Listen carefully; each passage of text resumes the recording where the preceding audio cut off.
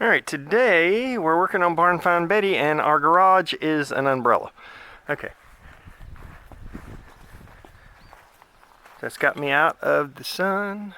So, what we're doing is going to be adding this and this.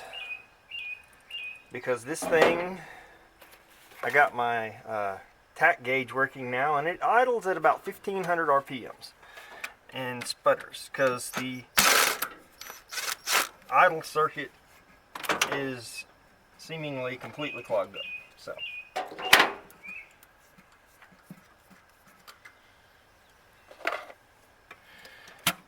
first thing, we got to take our air filter off. Now it hooks to the valve cover here, and then this other tube right here.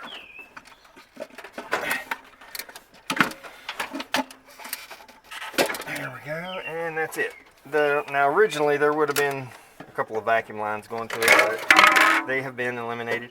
Oh, I forgot I bought that nice Spectre air filter for it. That's no longer going to work because with the Weber, I had to buy a new air filter for it.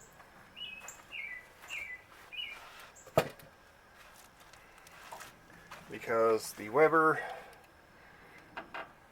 takes its own little special air filter. Alright, so I've had this thing off several times, and like I'm saying, some of these lines are just routed ever how to get them to go to something. We'll have to eliminate a few more. In fact, we're going to have to disconnect the EGR. Because Webers don't work with EGRs.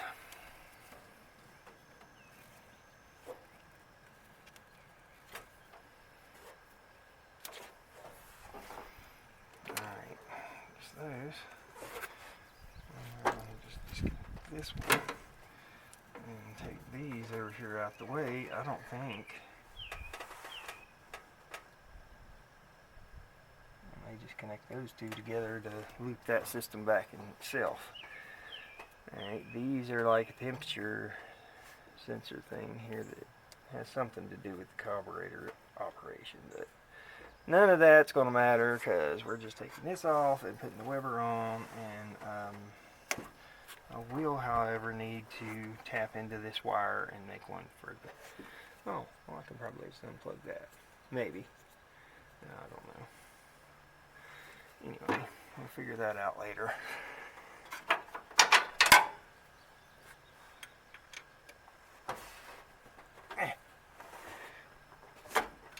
Oh, I should mention, this is a cheap little Taiwan wrench with a bend on the end of it. It's a special wrench for Datsun carburetors, because where they sit close to the engine, you have to have that bend to have room to turn them. And I'm taking off the little bracket for the throttle cable, mostly just to get it out of the way.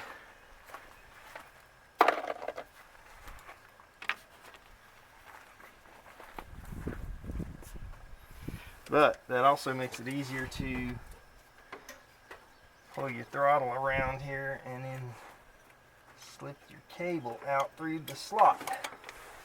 So it's a little slot where you slide the barrel in there.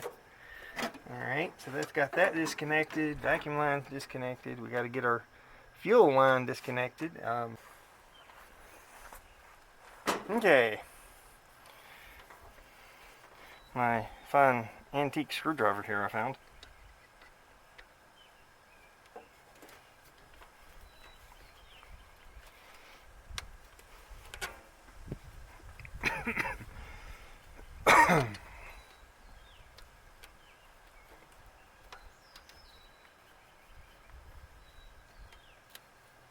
Yeah, if I can get that turned around here a little better, I can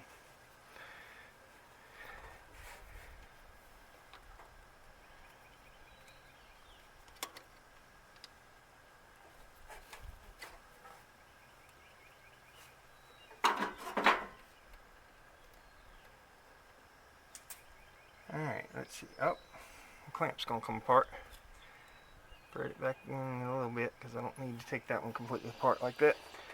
Alright, now what I want to do here real quick, make this even easier.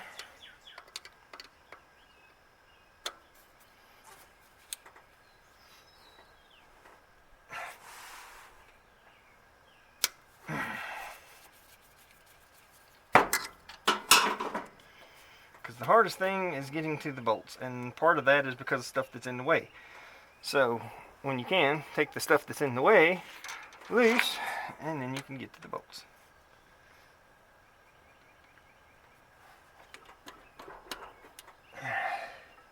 This little inlet here has a screen in it.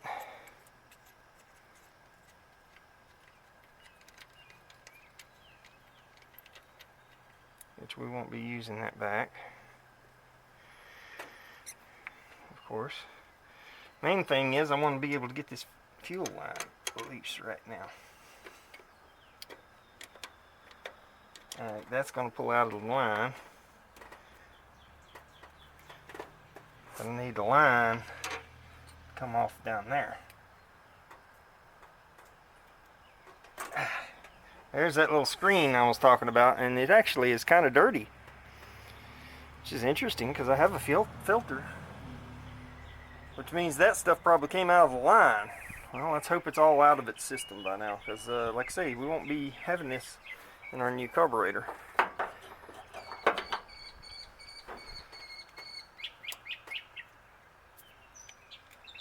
Alright, now we can, oh yeah, that's going to come right off of there. Now hopefully this is the right line. Looks a little small. Crap.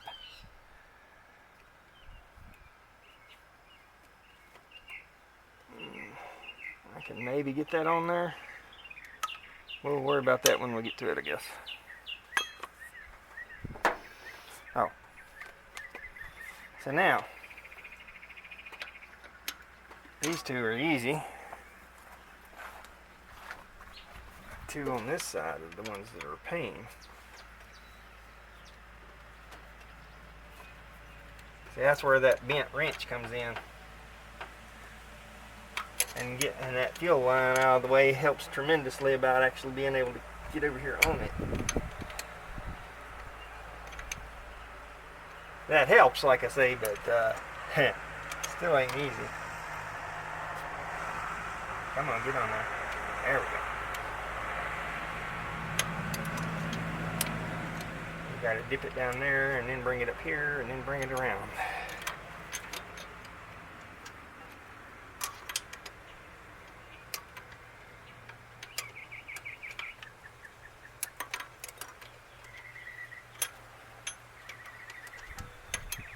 Alright, now, spinning by fingers.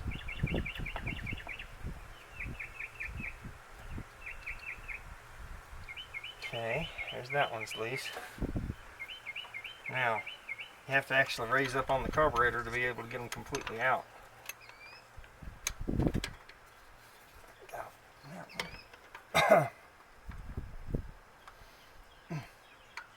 Come off of there.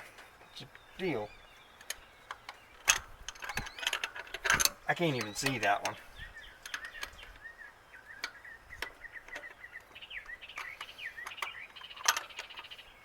I'm just doing it by feel entirely.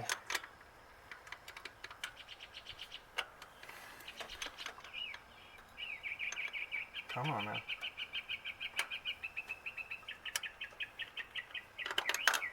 Turn that in my fingers yet. No, not yet.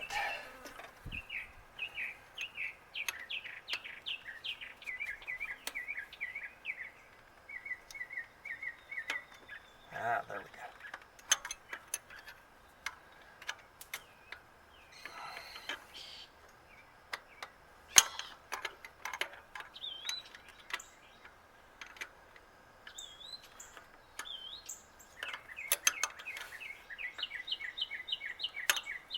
Come on. Ah, there we go. Can't eat my fingers now. Now that one, I can run all the way up. I have to lift the carburetor a little bit to actually get the nuts off because they hit the carburetor housing. So obviously you want to be careful that you don't drop the nuts down the intake when you go to lifting the carburetor.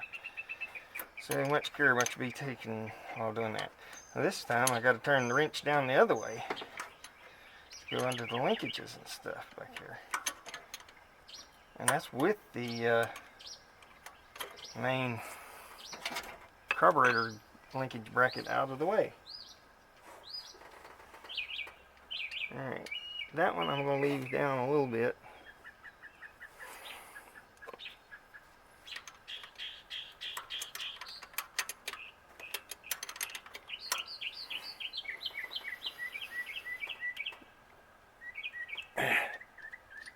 Because like what I was saying, we're going to leave these two still started on there. And then I'm going to lift the carburetor up just a little bit and get that one off. Try not to drop it.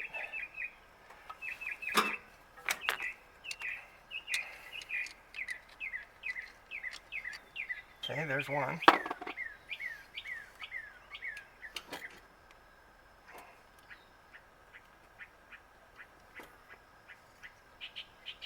There's two. Oh. Now, the lock washers.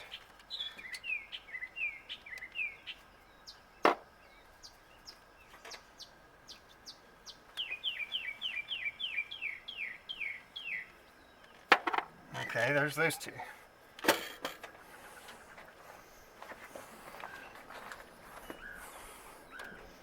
Now we'll tilt this side up a little bit.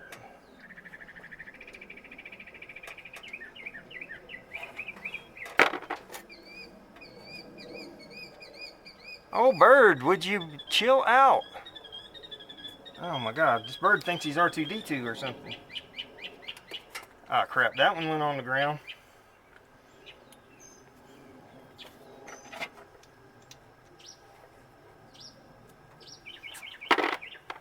Alright, so now our carb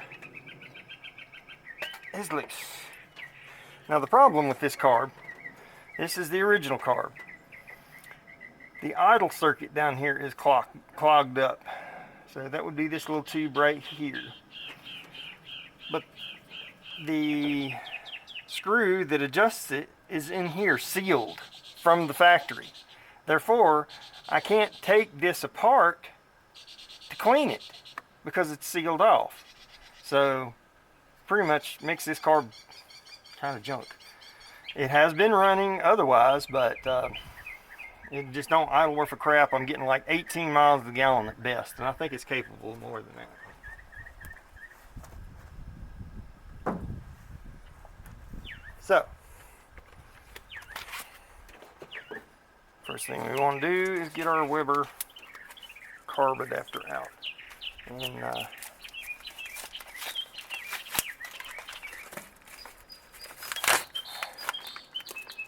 this was like $45 for this adapter plate. Now, let's see. We have to figure exactly which way it's supposed to go. Get these little plastic pieces out from in there.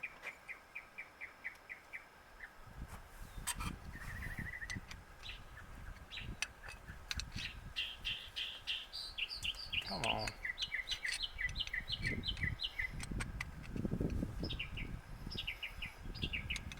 I don't know if y'all can hear that siren or not, but it's out on the interstate.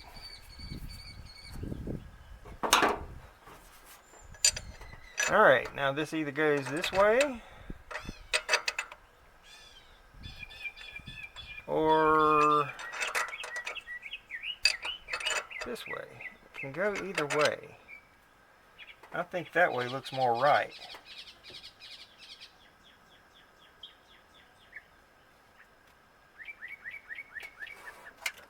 The trick's going to be the throttle being hooked up. Fortunately, this carb came off of a Nissan. Now, it came off a Z24, that's why I ended up having to buy the adapter plate, because the one he had did not fit my truck. This is a Z22, and they have a specific carburetor. It's more like the L series. So once we put that on there, then we got to take 2 studs out and get our Weber on there. But I just want to take a look real quick. Once she's on there,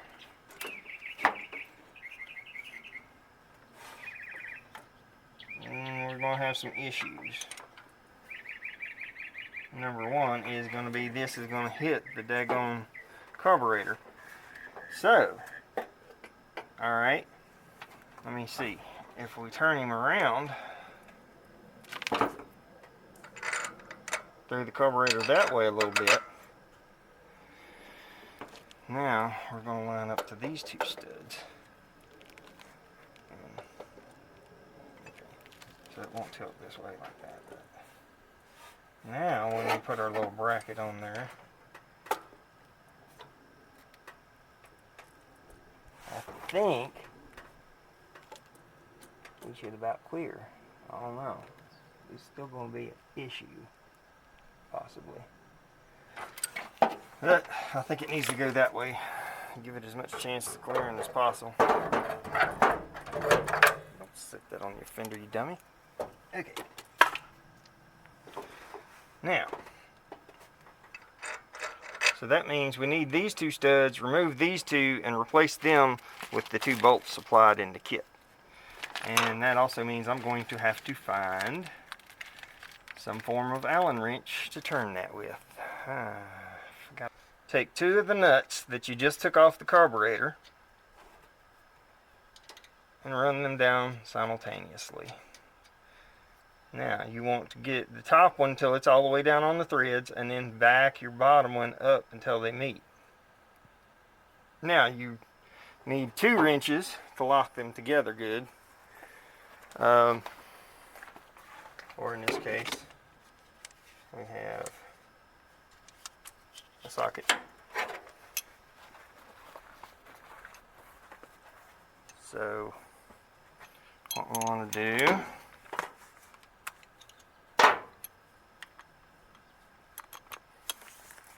is hold the bottom one and tighten the top one, like so.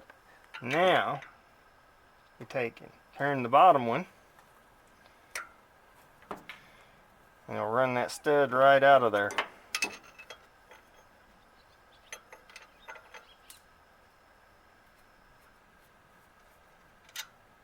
Just like that. And then we'll repeat the process for the other side. There again, don't drop your nuts down the intake. It might be painful. Anyway, it's definitely a pain to get them back out of there if you do that.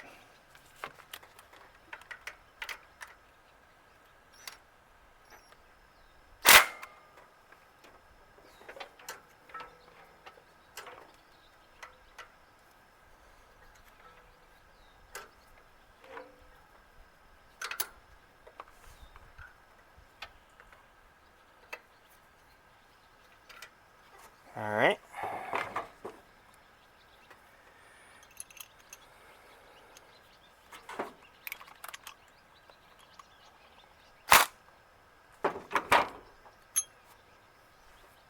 Okay, so I just realized for this to work, I'm going to have to take this spacer block off. Which I just realized it has this thing inside of it that makes it kind of impede the flow anyway. This has not been off since new, so a little stuck there, and a chunk of it came out. So yeah, for some reason it has this thing that is on, is that on the primary?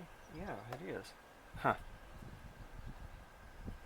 So I don't know if that's supposed to make the fuel go a certain way or whatever, but it just looks like something to make it not flow as well to me. Alright, so now we got a little bit of gasket to scrape, and we're going to try to keep it out of the intake.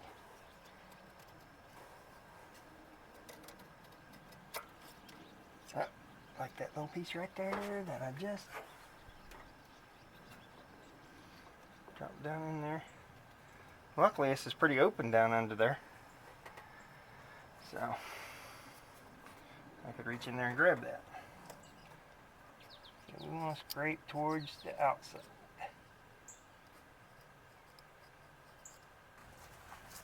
This is a new Loctite. It's orange. It's supposed to be stronger than the blue, but can still be disassembled, unlike the red. So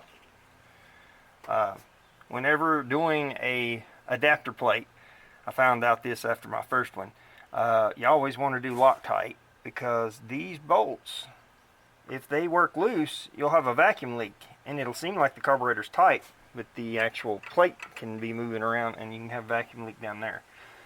So, well, I think they hoodooed me. Ah, there it is. And this is some gel stuff, so I've never used this kind before. It's supposed to be pretty good. I guess we'll see. Or hopefully we won't see, because if it does the job, then I won't have any problems. Okay.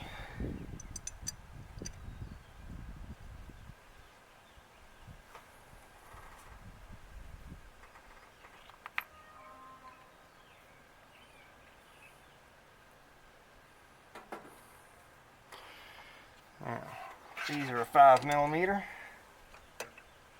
I had to wiggle it around a little bit. I don't want to start, but there it goes.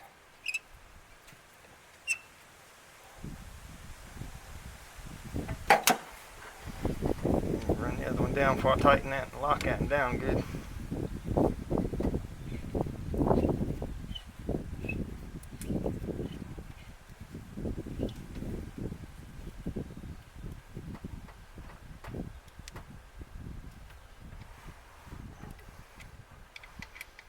You do want to tighten these down very well, because, like I say, you don't want them coming back loose.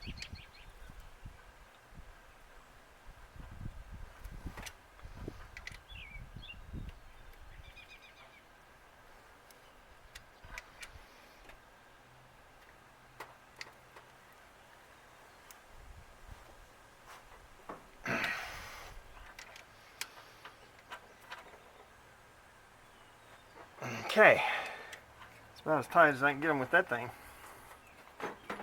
Alright, now our other gasket. Well, no, wait a minute. We got to figure out the stud situation here.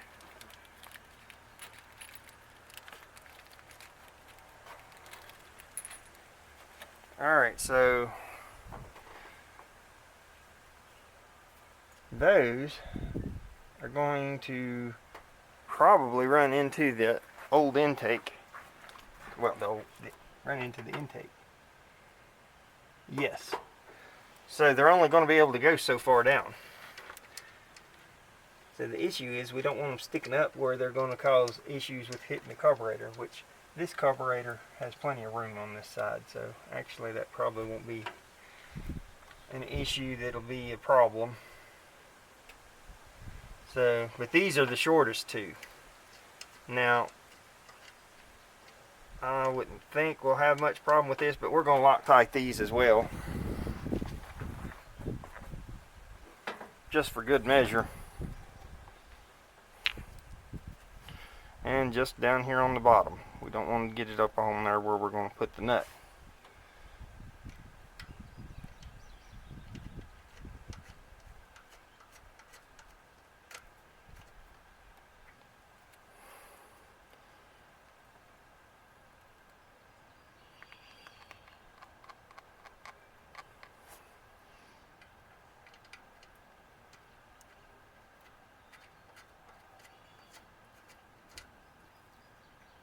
Okay.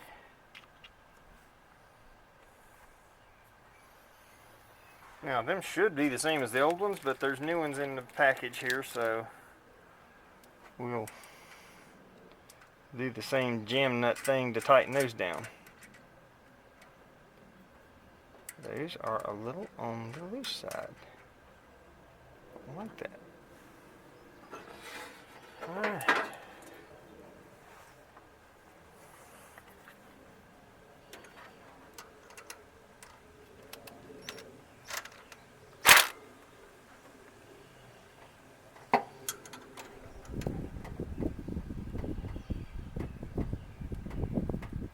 Okay, so that's tightening against, like I said, the intake. So now we want to hold pressure on this one and knock that one loose. Okay.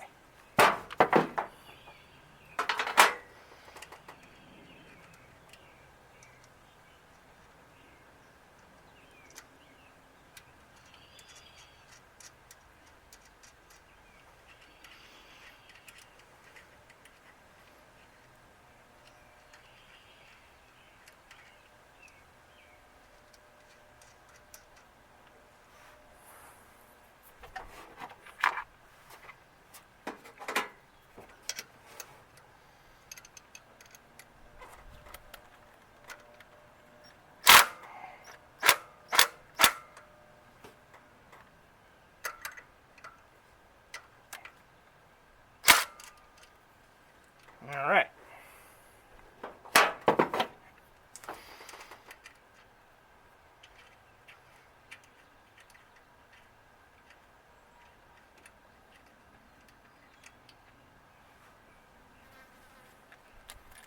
Now we want to wipe off the excess Loctite.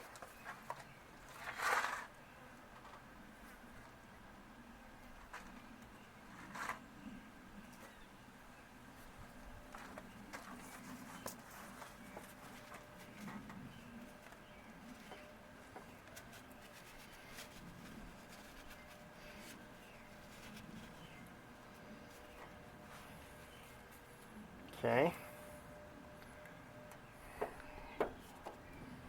Gasket. Now I'm not going to put silicone on these gaskets because if you got a good gasket, it's not really necessary. All right, for the moment of truth here.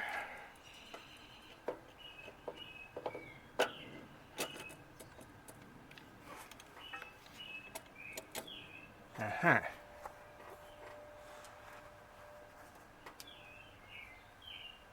I'm wondering if these other studs are skinny or something. Makes the difference.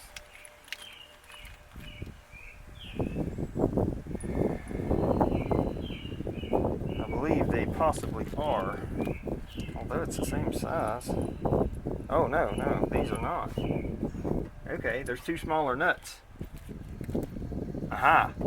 Okay, so I did not realize, but I will have to change these two stock studs out to these smaller ones because they're slightly misaligned, and this will allow it to go on there. Okay, I didn't realize that. Never done this exact model before.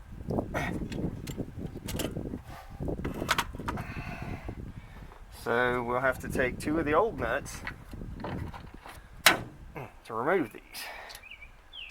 And then we have to use two of the new ones, the two new ones that goes on those studs, to put the new ones in. So that means if I lose those two smaller nuts, I'm going to have an issue because I'm not sure what size those are. But anyway, you gotta do what you gotta do.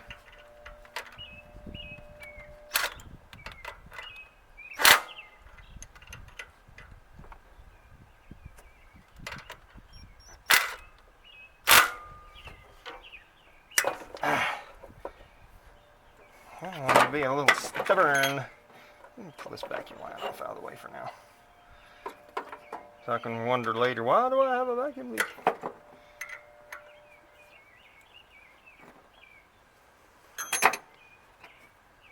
As long as I've got vacuum going to my distributor, the rest of this stuff I can pretty much just eliminate.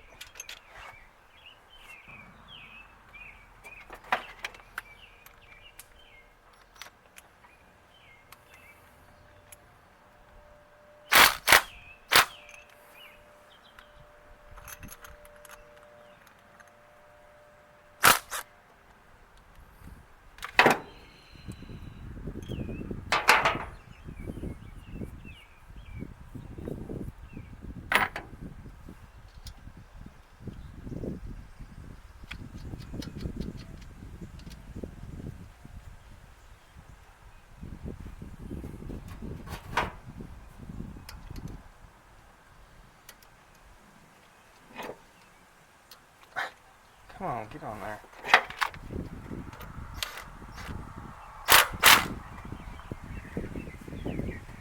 Ow!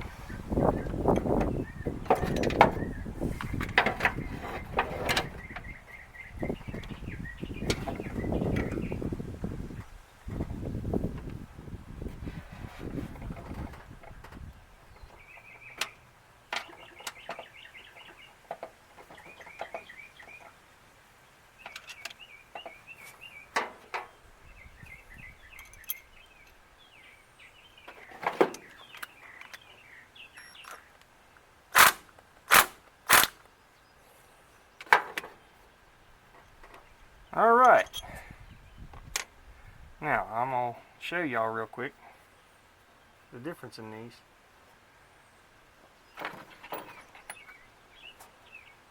Now I'm curious. Oh, that's wonderful. Those are going to be a smaller size, like maybe a 10 millimeter.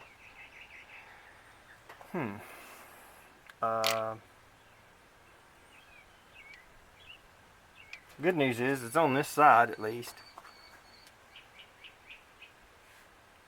The bad news is now I gotta find more tools because I don't have a 10 wrench handy. Wonderful. Okay, they are in fact not a 10 millimeter, but probably an 11 because they're metric, but a 7/16 will work. I don't have an 11 handy.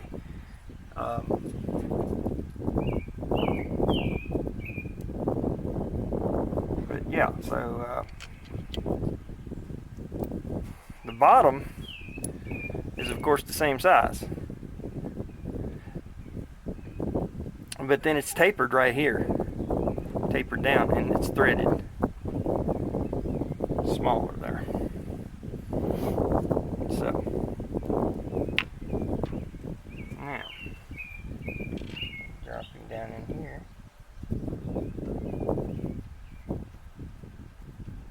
and it'll run down until that shoulder will be about level with the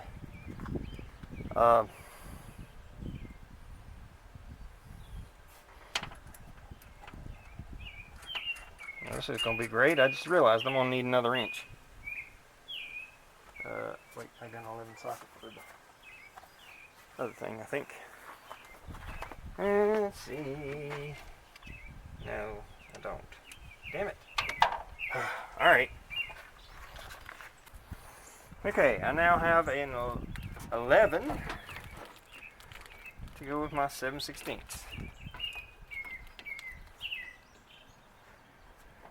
We'll jam these two little dudes together.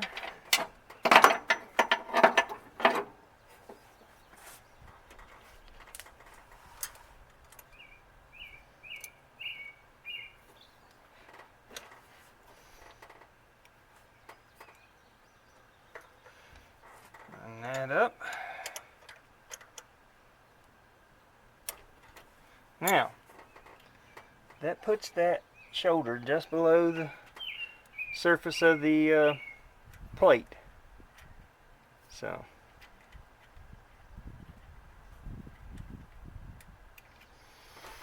those actually run through into the intake, and the carburetor, when you tighten it down, holds the plate down as well on this side, whereas the other side, those two screws hold it down.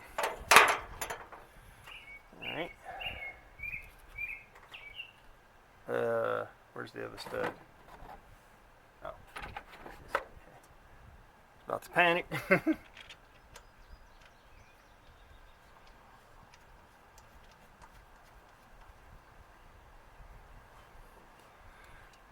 So this works.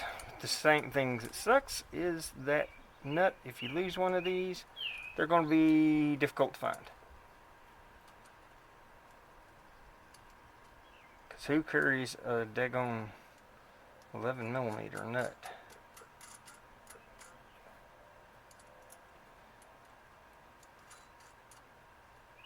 I think it's the first time I've used the 11 wrench besides using it for a 7/16.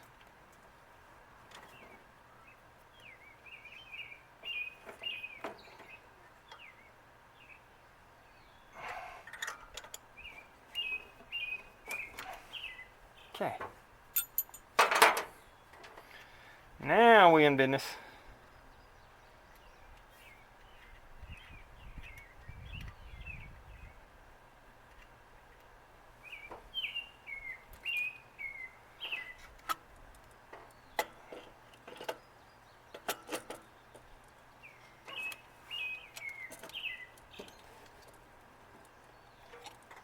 Maybe.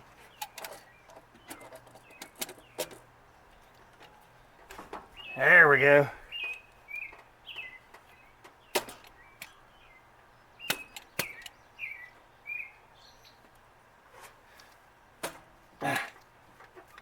Now it's down. Yeah. Okay. So just that little bit allows them to go, but it's kind of tight.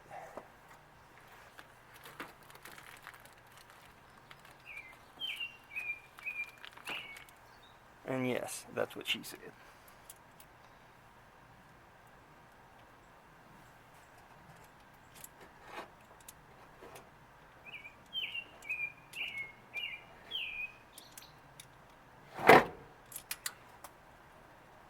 What was I just saying about not losing those?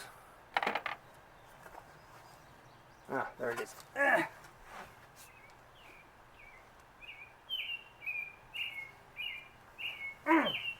And actually, before I bolt that down, I'm going to make sure that I can get the everything else hooked up, because we may have to pull it back off. So, first off, it's going to be this throttle bracket. So, now when we try to put this on, it now hits. And is it going to work right there? Alright, so we're going to have to look at two things here. Number one is with this throttle on here,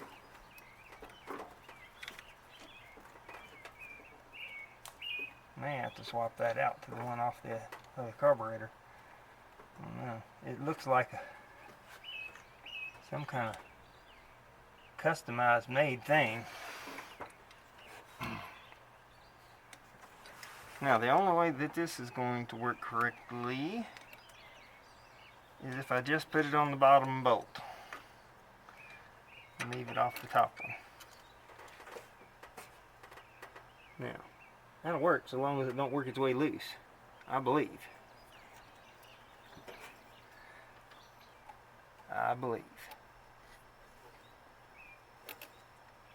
It would be nice for it to be out this way a little bit more.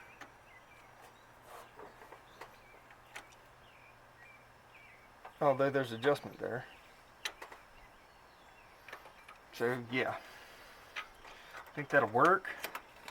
I just need to adjust this out some. And that's going to be easier if I take it out here and do it. Come on, get out of there. Alright, so you got two jam nuts on this. And, but we're going to have to get this plastic thing here off out of the way in order to get to them.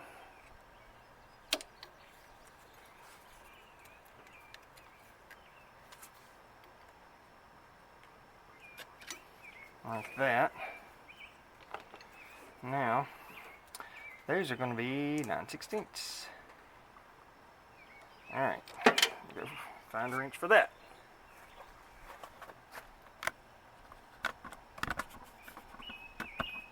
Okay, here's another example of a metric and a standard being the same thing. So we got a 14 and a 9/16. And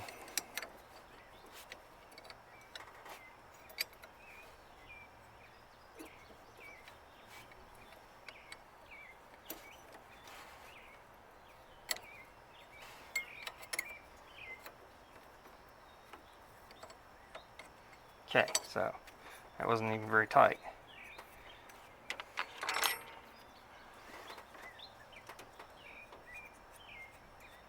So we're going to back this way back off here. And then run this one up. But we may have to adjust it a little more because I may have backed it off too much, and then that'll make it not idle down. But it needed to be back quite a bit, so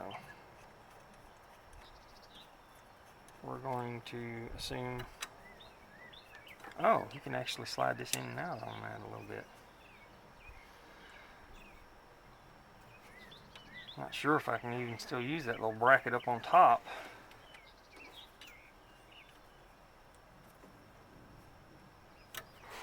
On the side, rather. It's like, wait a minute, how's that on top?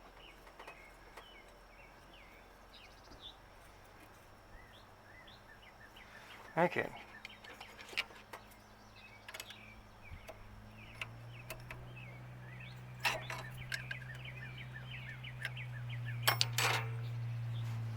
So, what we do is put our cable in first.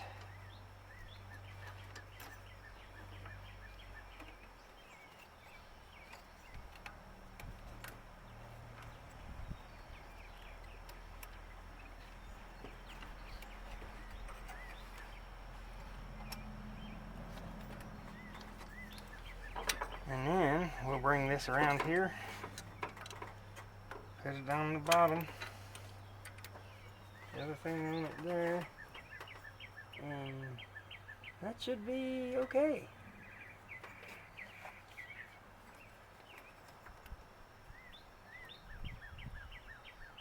Got a little bit of slack in it. Now I can adjust it back up the other way if I need to be, but alright. So that was a good test fit.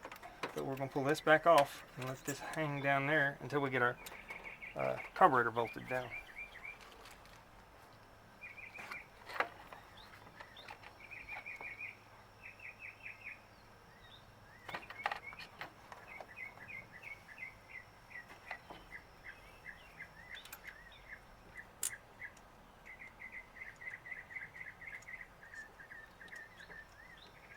And there's the washer.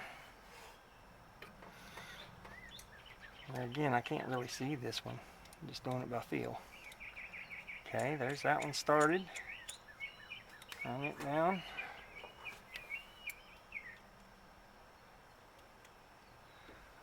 Now the Weber, being a little more basic design, is a little easier to get to the nuts on, so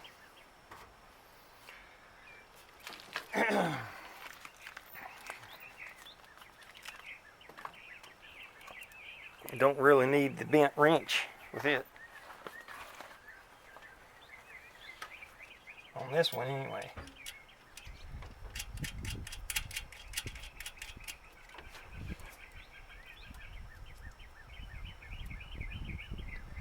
Oh boy.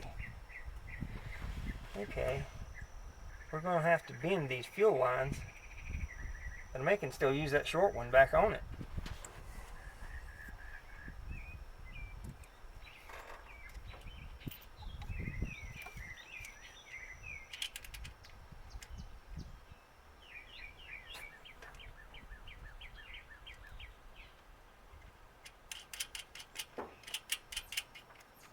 Okay. That's got him basic bolted on there. Now, let's see here. Plug wire back up. Alright, let me try and show y'all what's going on here. So if you look straight down from up here, whoa! Straight down from up here, our fuel line is sitting against the carburetor, and this is where we got to go to. So what I'm going to do is bend it over here to where it can hopefully kind of line up with this other one.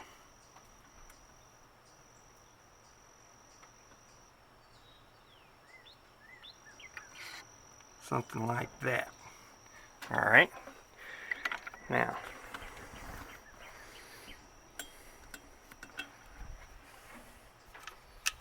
is our little line going to be long enough to go from there to there, and is it going to kink? And then I got to find that clamp I lost earlier. Dropped and it went down in there. Okay, let's gather these other extra parts we took off. Put them in our little box back here. Okay. Yeah, I gotta find that clamp I dropped earlier. I'll come back when I got that. Okay, so we've hooked this line back to our carburetor here. That's the one going to the distributor. And then now we've got some other lines we pulled off, and I'm going to take, if I can get this one off of this little metal thing here. Yeah. Well, what I want to do with this one is go from here to there. Maybe not up across the carburetor like that, but anyway. I gotta get this off.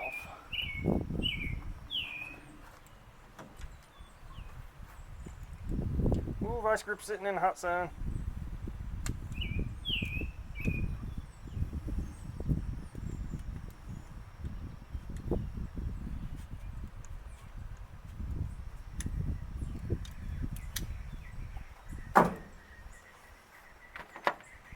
Alright, so we want to go down here. Go on. That. And it looks like the easiest way to go is going to be to loop it up across there. Like that. Now, he's got a vacuum plug on this, and this actually needs the vent. It should have a hose on it and going somewhere to vent, but I usually just leave mine open. Not that that's a good thing to do. I'm not saying it's the right thing to do, but that's just what I do. So, anyway. And our choke needs to be tightened up a little bit. They're bad about coming loose. Alright. Let's get our fuel line on there if we can.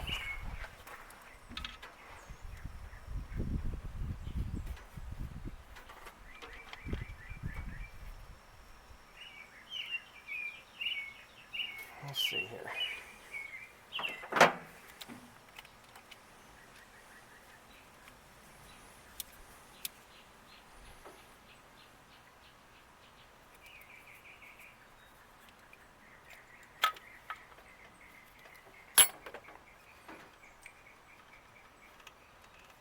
Don't want it dropping down. Of course, it can't go so far. There's an H fitting there. And I got it too tight. Okay. There we go. Now.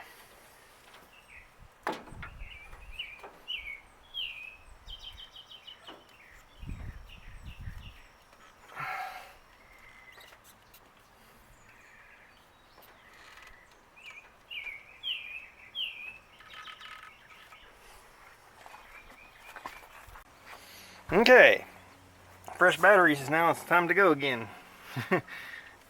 Last time I was trying to wrestle this hose on there, batteries went dead.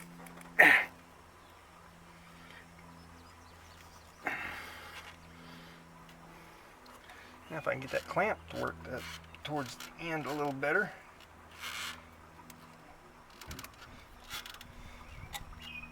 Alright, I'll have to back this clamp off to where I can take it apart now.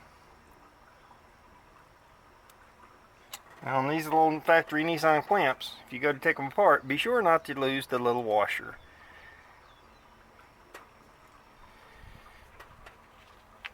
So now I can take it, squeeze that, and make it slide on the hose a little bit.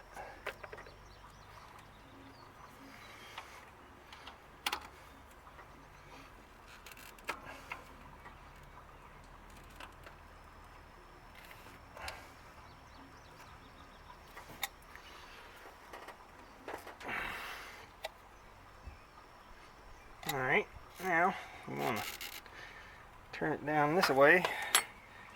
I'll have to back this on and off. Basically completely down.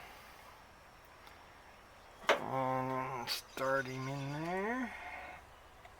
And under there and there like so.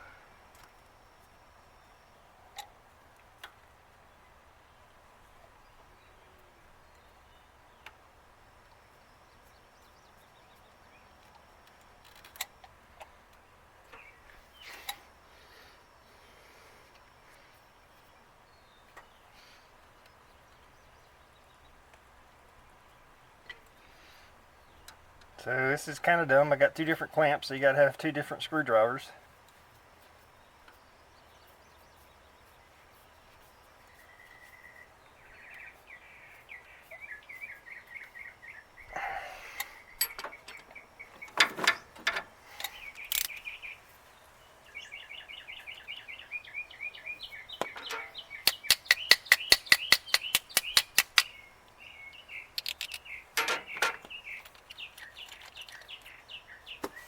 Well, I guess I'll go find another one.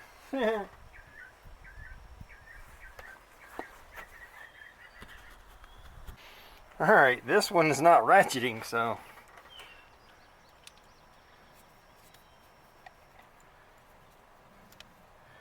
let's scoot that clamp down towards the end of that hose because it's not on there real far, so hopefully we don't have no leaks with this.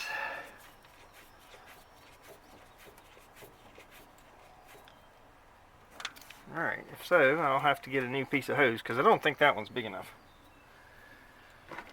That's like 3/8, this is 5/16, something like that. Okay. Now, let's tighten the bolts down. So I'm like, why is it not running? Because you got a massive vacuum leak, you idiot. Oh, I can use the box end on that one.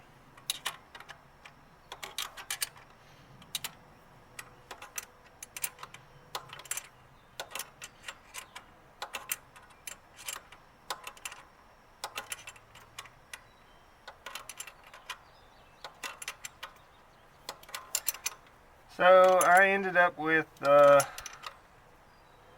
see, about $250 in this carburetor by the time I got the adapter plate and the new air filter for it. So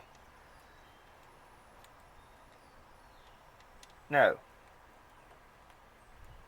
yeah, because I paid $150 for the carb, then $50 for the adapter, or $45 for the adapter plate, $50 for the air filter. So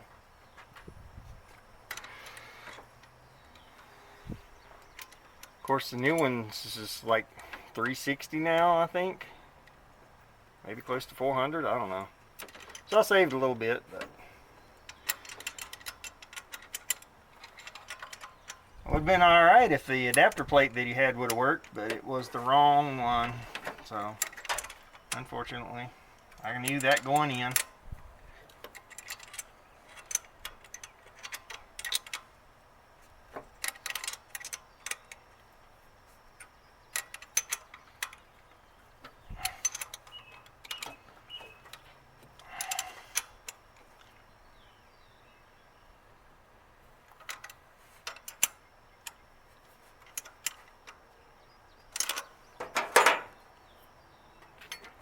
Alright, this other side should be 12 still. Yeah. So I can use my bent wrench over here.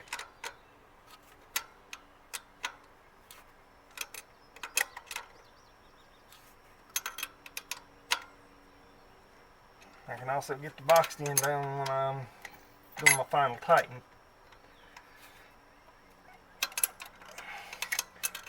You just can't turn very far with the box end. Probably won't be able to do that with this one.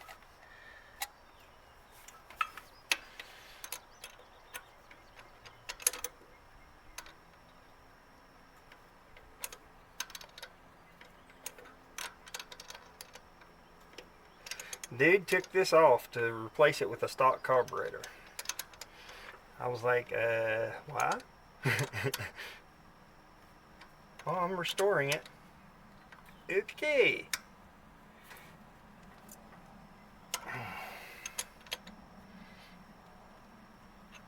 I never call myself restoring one, really. Alright. Now,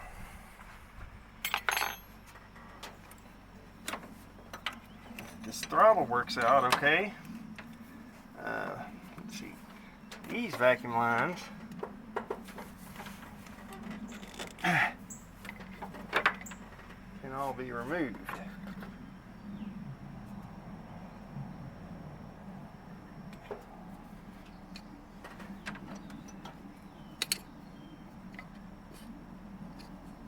Maybe.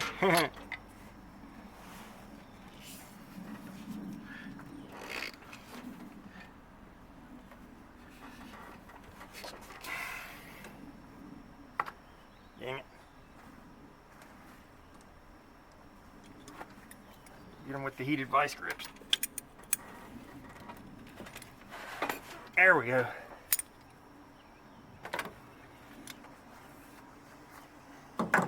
Now eventually I'll remove that thing and this EGR thing down here. But for now, the vacuum line to it's disconnected, so that should disable it, because these Webers don't work with the EGR. Which EGR is stupid anyways, I always thought.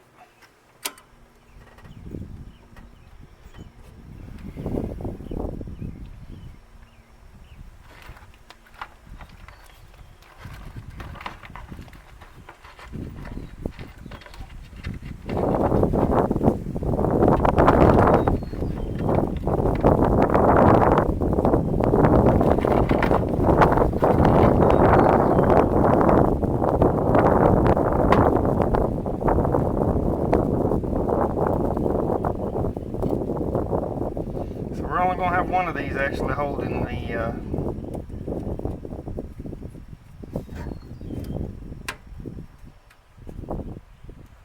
throttle bracket there.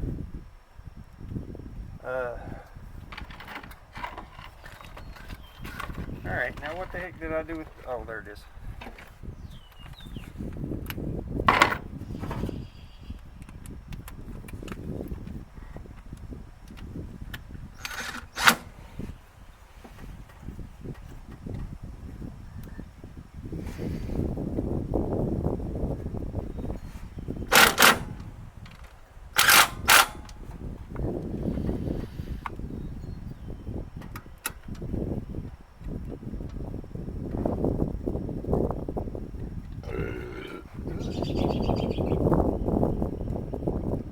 Alright, now,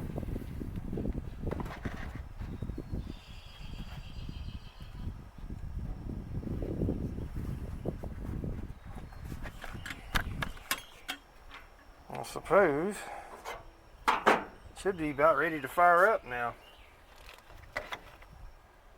See how she runs.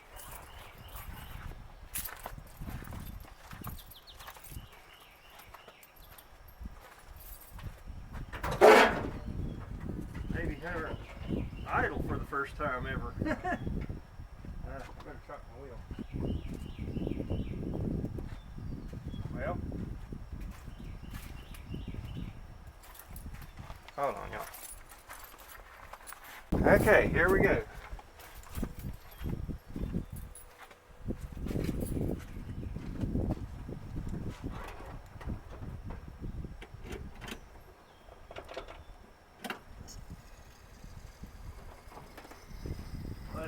Try and fill the bowl up a little first.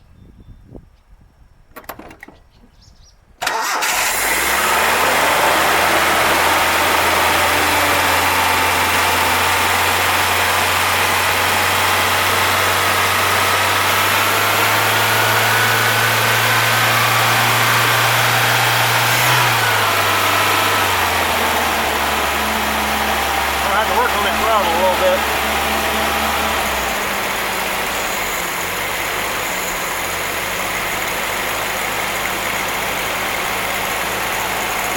Oh, I see what it is. It's out of alignment. Okay.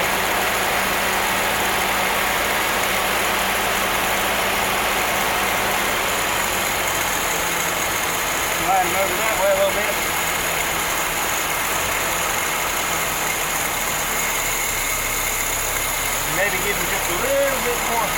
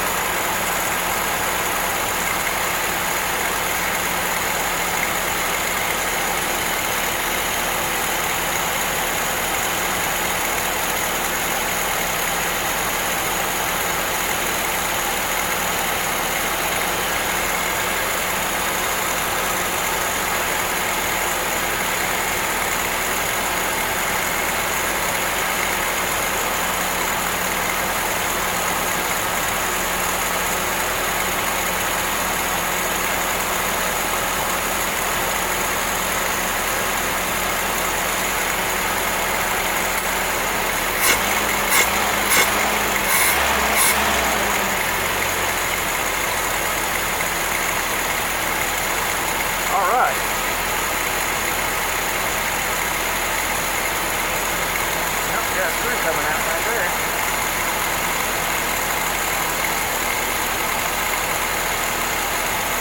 I didn't even know they had that. That's a float bowl.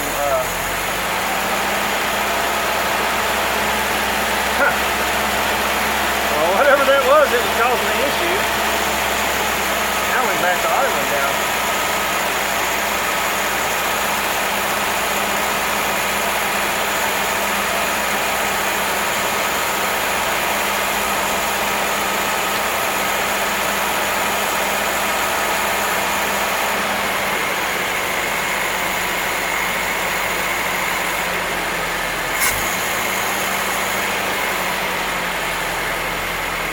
Need an additional throttle return spring.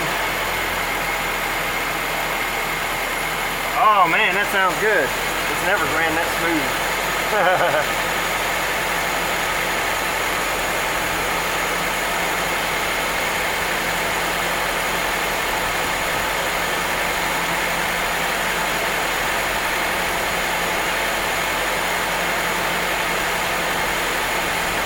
No more put.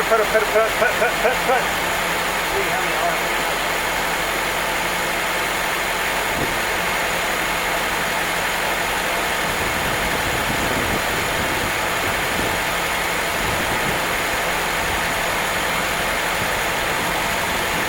Bring her on down.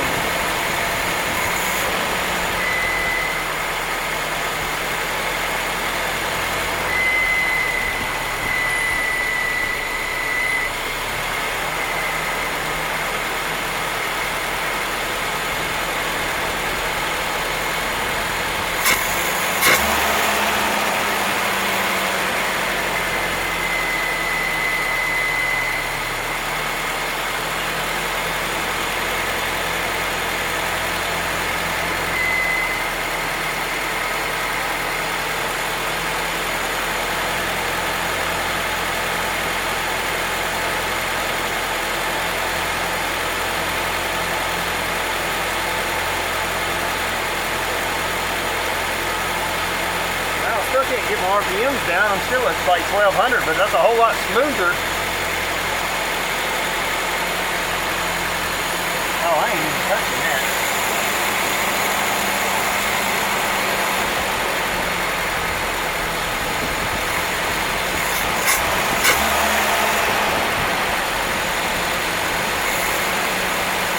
Yeah, I think I need to back that cable off a little more.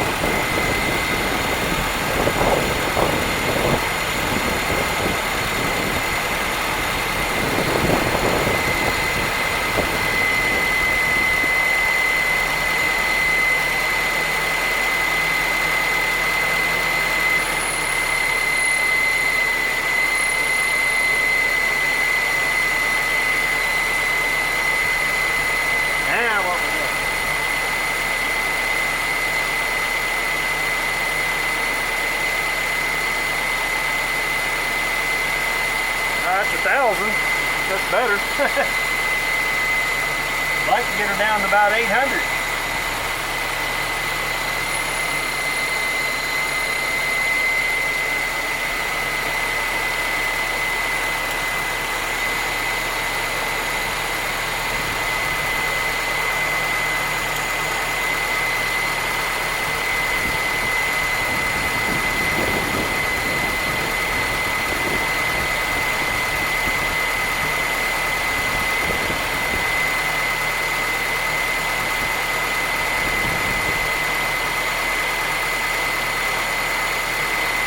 Looks like that's about as good as I'm gonna get though.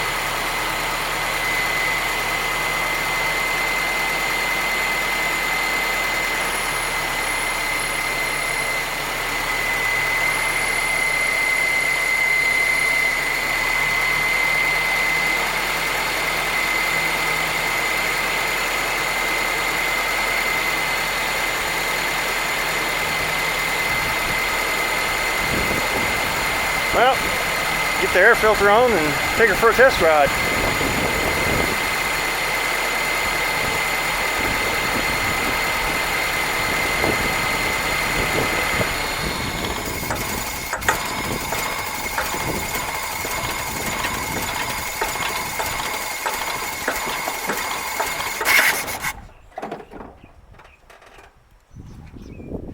And that is why I would like to get the idling down to a little lower. High idle induces dieseling a lot of times. I'm gonna have to have a thinner screwdriver. Okay, so this choke assembly seems to be a little loose. That's very common for these. Yep.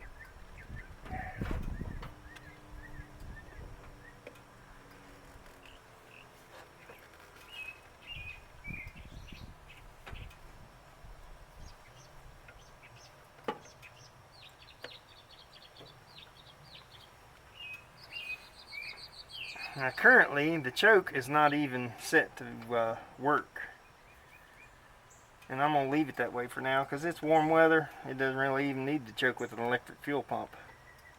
I'm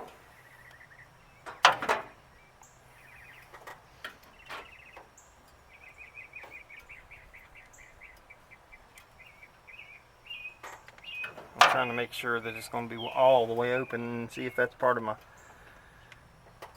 don't want an idle problem. Back this off too.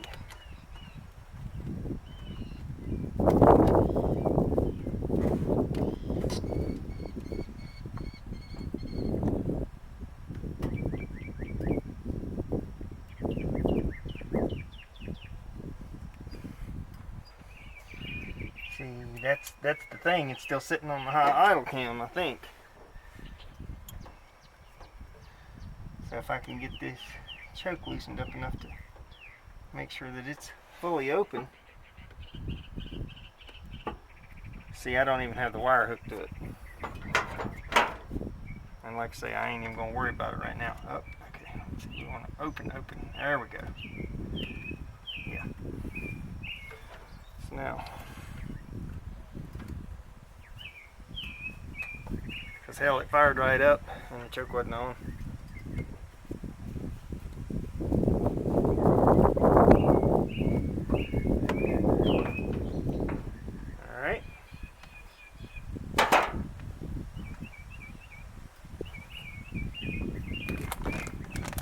Now for our new air filter. Okay. So we already have that gasket. It's already on.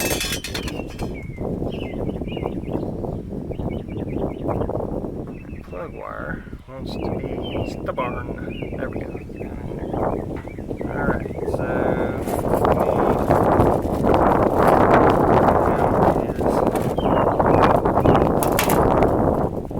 hardware that I'm dropping into the air filter.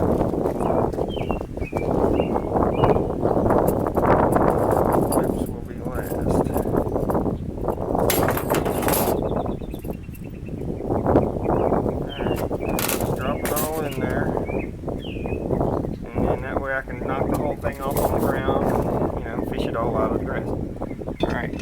our little fitting on first. This is for the PCV vent on the top of the air cleaner valve cover.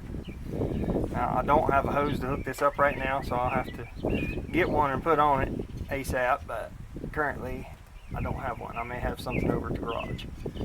That just goes in there like so. I'll drop this on here, and then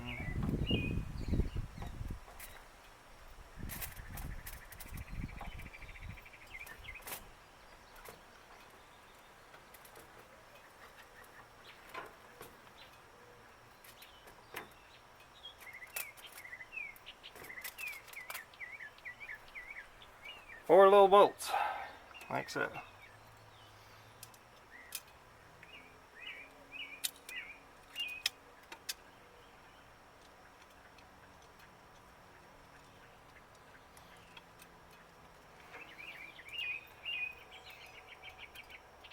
If you ever find a vintage Weber carburetor, some of those had an aluminum housing for the air filter, and it actually said Weber on the top.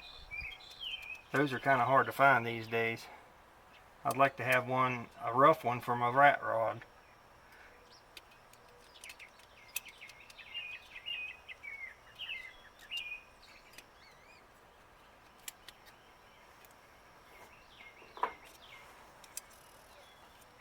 So you always want to try and start all your bolts before you tighten any of them up. Just to make sure you got everything lined up.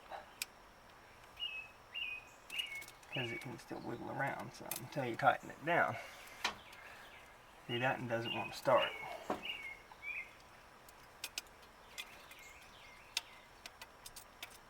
There we go. Just being a little stubborn. Alright.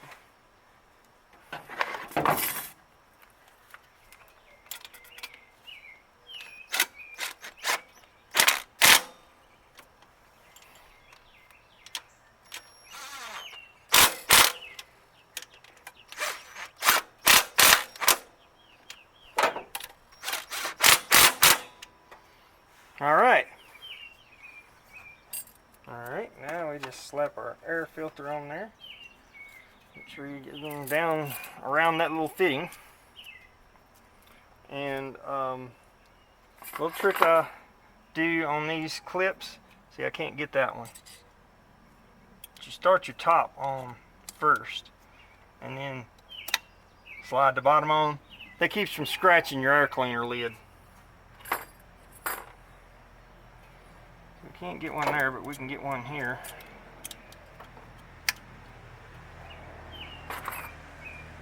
And over here.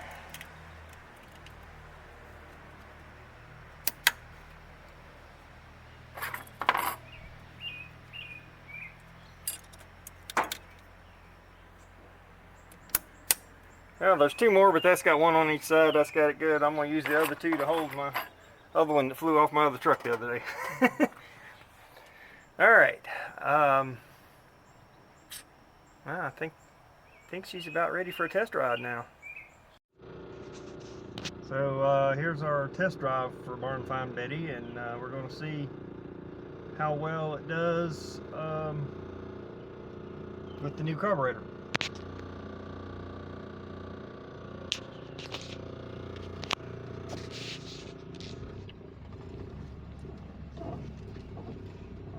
Turn it around. No, actually, we need to see your reaction here. Is it gonna be bad? Well, we'll see. I don't know about this. I need to. It ain't video yet. Yeah, it was already. Was it already video? Go on, yeah. What? Shit. Such an asshole. Where's the freaking It works! thing? Where's the thing? That's more get up and go than it's ever had. So, Operate your phone. and it idles now. I'm still tweaking on the idle, and either wants to idle too high or too low. I'll get that sorted out. Hopefully. I am very happy with the carburetor. It's running great now because Yeah, before you floor it, and it didn't do anything. It just said, "Ooh," and then it didn't idle. It just sputtered at 1,500 RPMs. So, hopefully this will bring my gas mileage up. Although, if I do a lot of flooring it like that, it probably won't. But, usually I'm just puttering around in this truck anyways. But at least it's got some oomph if I need it. Like when merging on the interstate, you know, that kind of thing. So, anyways, I guess that'll do it for now. Later.